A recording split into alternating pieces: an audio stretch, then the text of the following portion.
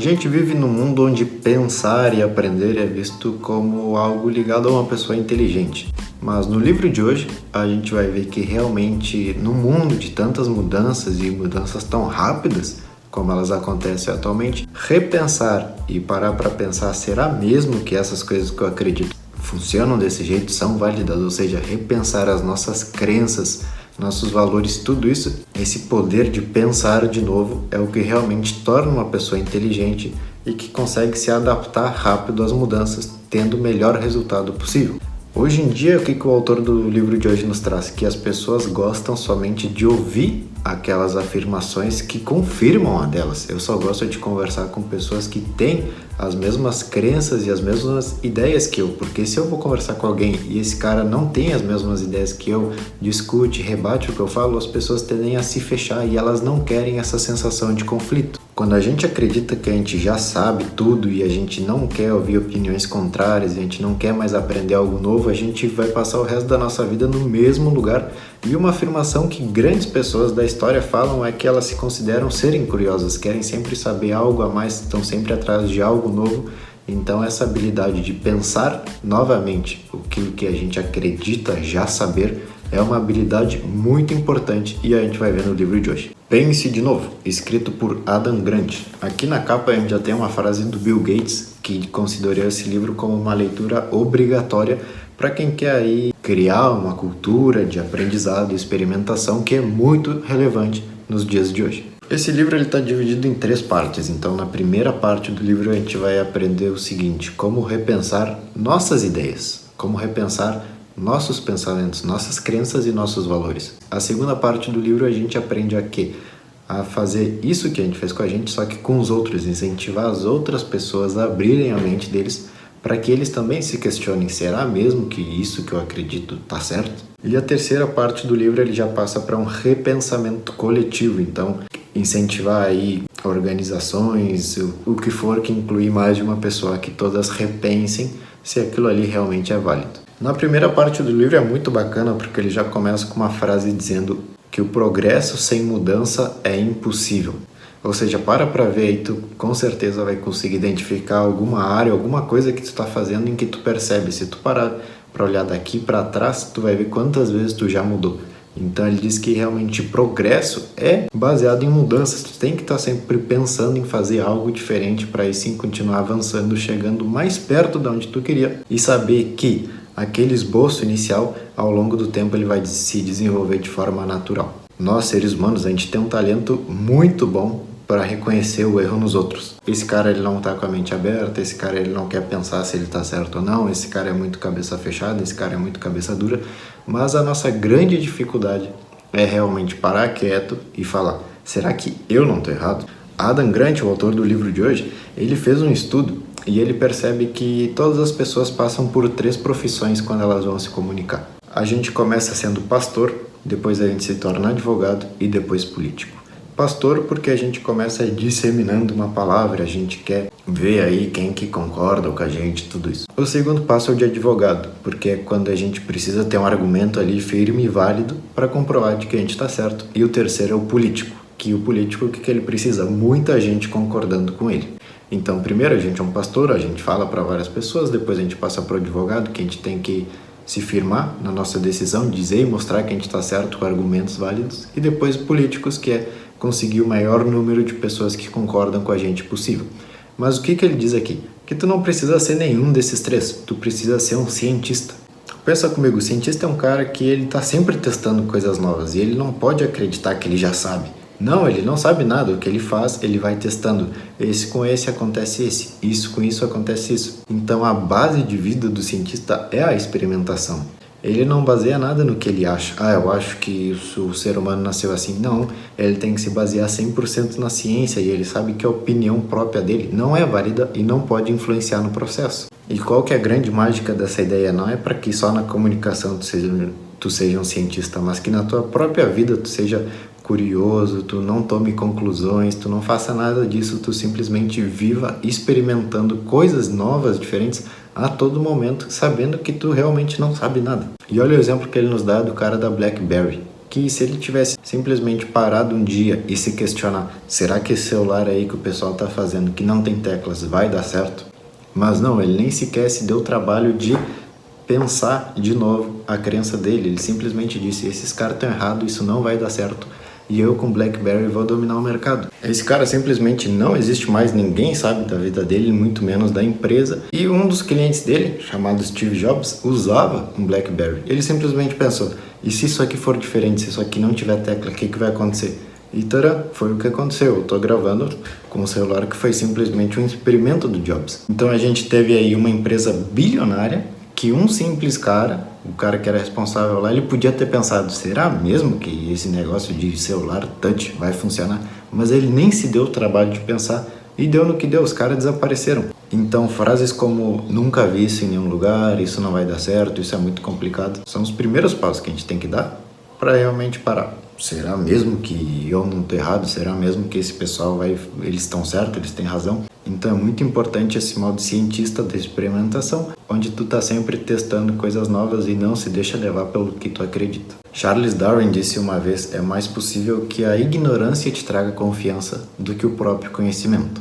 Fizeram um experimento aqui na América, pegaram os maiores gestores de grandes empresas que existem e fizeram esse teste de confiança, como eles disseram. Então, por exemplo, eles perguntaram primeiro de 1 a 10 quanto tu classifica as tuas habilidades como gestor e depois realmente aplicaram um teste com algumas coisas básicas sobre gestão que eles consideravam todos saberem e foram comparar as notas, ou seja, eu digo, eu acho que eu vou tirar um 8 e eu realmente ia fazer a prova e baseado nessa distância entre o quão bom eu me considero e o quão bom eu realmente sou, eu realmente sei, eles conseguiam ver um resultado de confiança. E olha que interessante, vê se não faz muito sentido. Em países subdesenvolvidos, Brasil, Venezuela, todos aqui da América Latina, a diferença foi muito maior do que nos países do norte, como no Canadá e nos Estados Unidos. O que ele quer dizer com isso? Que tu pega um cara aqui do Brasil e ele diz, não, eu sei, eu nessa prova aí eu vou tirar 8, 9. E chegava na prova ele tirava um 5 e um 6. Enquanto o canadense e o gestor, o americano, eles diziam, eu acho que eu vou tirar um 7, pode ser? E eles chegavam lá e ele realmente tirava 7 ou 8. Então, enquanto maior for a ignorância das pessoas, maior também é a confiança no que elas sabem. Então, é muito importante saber isso, porque todos nós temos esses pontos cegos. A gente acredita saber as coisas e no final das contas a gente não sabe. Então, se eu te perguntar, tu sabe a história do Walt Disney? Tu vai me dizer, sim, claro que sei. E aí eu te pergunto, o que ele fazia antes de desenhar o Mickey Mouse? A gente não sabe. Então, realmente é importante parar e perceber que a gente sabe as coisas e a gente acredita saber as coisas até que a gente para se questionar se a gente realmente sabe. Por isso que o título do livro é tão importante para a nossa vida, que é Pensar de Novo.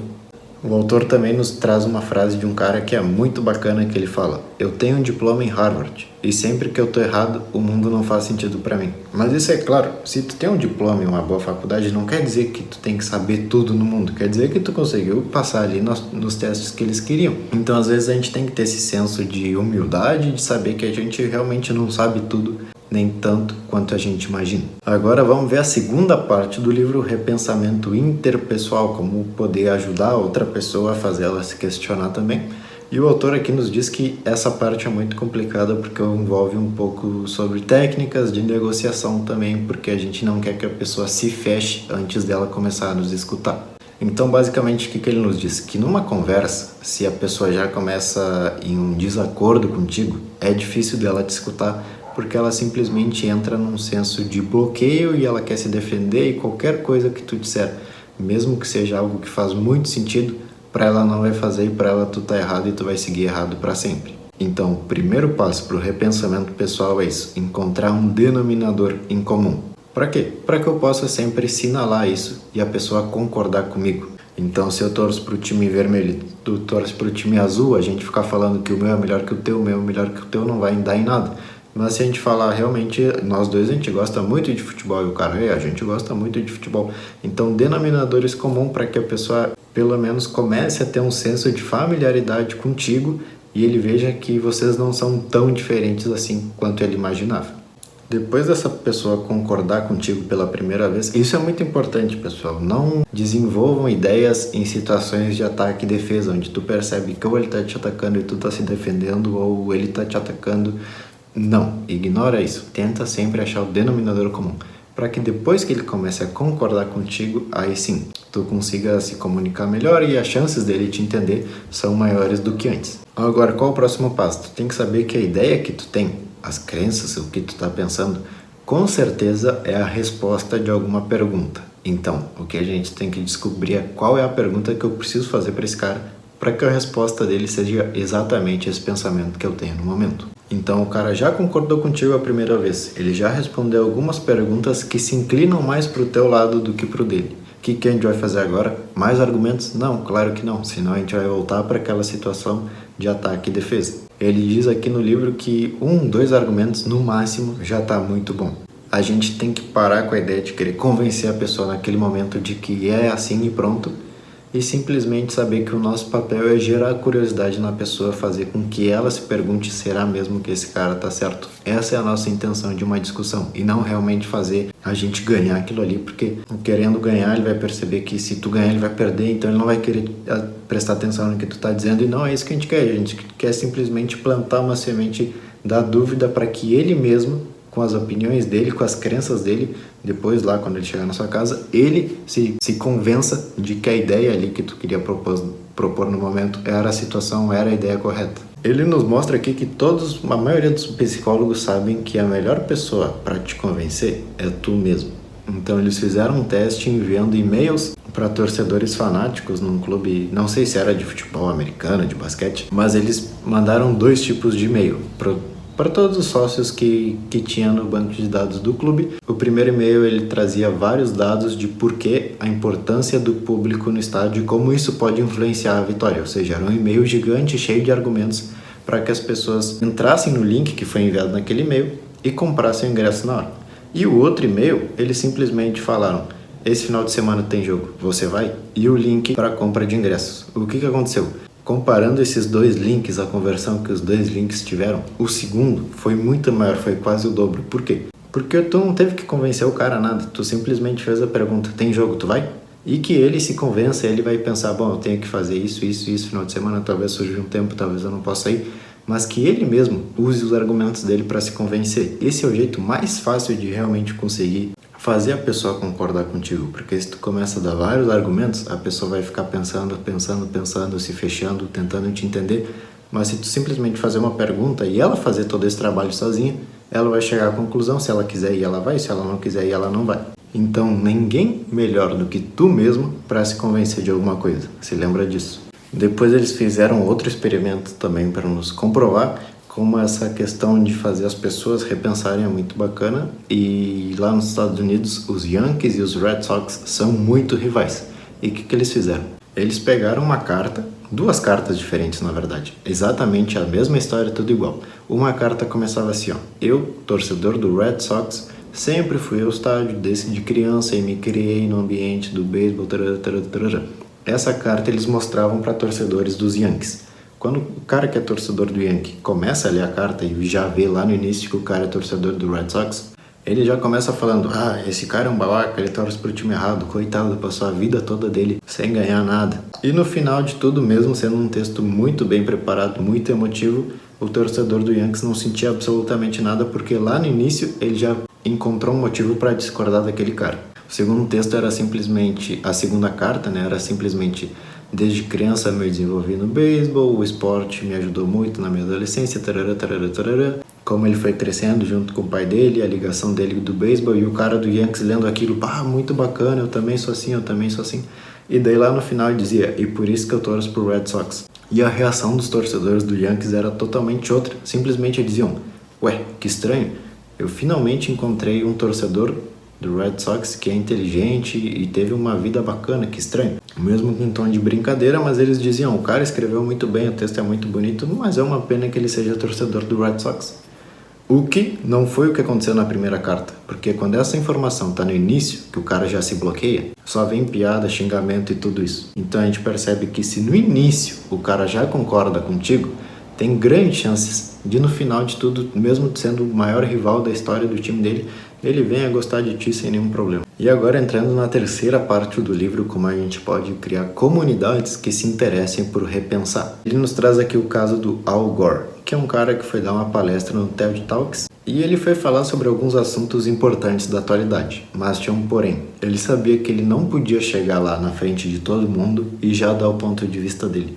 Por quê? Porque se alguém não concordasse com ele, toda a palestra dele iria por água abaixo, porque aquela pessoa já não prendeu a atenção dele ali no início. Então essa é uma grande pergunta. Se eu vou me apresentar para muitas pessoas, o que eu tenho que fazer para que a visão deles não se bloqueie já no início? Então ele começou a palestra dele mostrando um ponto neutro. Porque com um ponto neutro ninguém vai discordar de ti, por isso que é um ponto neutro. O início dele foi algo como: algumas pessoas fazem de tudo para salvar o planeta, outras fazem de tudo para diminuir o aquecimento global, mas o que eu realmente vim falar hoje é que se a gente não se cuidar e não cuidar mais do nosso planeta, pode ser que num futuro alguns elementos básicos ainda não estejam disponíveis. E desse jeito que acontece? Ninguém vai dizer, não, esse cara tá maluco. Não, porque ele não falou nada, ele simplesmente disse, olha, estamos numa situação em que se a gente não fizer nada, um dia pode complicar. Então, basicamente, a introdução dele foi essa e o que acontece? Todo mundo tá, beleza, vamos ver o que esse cara tem pra dizer. Por enquanto, eu ainda não discordei dele. Quantas pessoas já foram lá falar sobre isso? Muitas, quase todas falam sobre isso. Mas o que acontece? Por que esse cara foi uma das melhores palestras que já teve?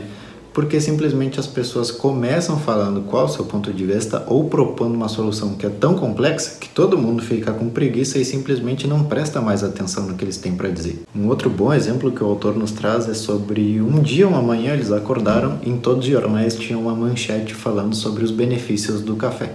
Todos os jornais americanos retiraram a mesma notícia do mesmo lugar, mas olha que interessante, todas foram apresentadas de uma maneira diferente. A Forbes já colocou na capa deles: novos indícios de que café faz bem para o cérebro. A CBS Atlanta disse, café faz mal para o cérebro. O jornal Today falou, café prejudica o cérebro. E com esse título a gente consegue já perceber um pouco do que a gente falou hoje. Forbes, qual que é o maior público dele? São pessoas que estão ali ligadas com o ramo empresarial, investimentos, alguma coisa assim. Então é um público que a gente sabe que eles consomem um pouco mais de café. Vendo uma notícia que afirma o pensamento que eles têm, eles vão querer ler sem nenhum problema, porque eu já tomo café, eu quero ver os benefícios do café. CBS Atlanta e Jornal Today são emissoras, empresas que tendem um público um pouco mais de idade. Então, eles têm que falar coisas que fazem mal, porque é o que eles querem se prevenir. Então, se a gente sabe qual é o nosso público e a gente faz com que a ideia deles seja reafirmada, as chances do cara comprar e querer ler são maiores. Mas o que acontece? O autor nos diz que o The Washington Post fez o que deveriam ter feito todos os outros, que era plantar essa semente aí de repensar, será que eu tô certo ou será que eu tô errado? Na capa dizia, ontem a ciência dizia que o café fazia bem, hoje já não é bem assim. Então a pessoa que lê aquilo diz, ué, por quê? O que aconteceu? O que mudou? Então o cara vai querer ler aquela matéria e entender para ele se sentir atualizado da situação. Então, mesmo que a gente discorde do raciocínio e da opinião de alguém, a gente vai se sentir um pouco mais aberto se a gente receber essa informação como forma de dúvida, de mudança ou de estar atualizado, porque o ser humano ele quer estar atualizado. Mas agora, se tu fala, café faz mal, o cara que toma café, ele não vai querer ler aquilo. Agora, se tu fala, café fazia bem, hoje já não é mais bem assim. O cara toma café e vai falar, ué, o que mudou? Eu quero ler isso. Então, basicamente, esse livro ele nos ensina a querer ter mais essa sensação de cientista na vida, que a gente possa desenvolver mais essa área da experimentação e tomar menos conclusões.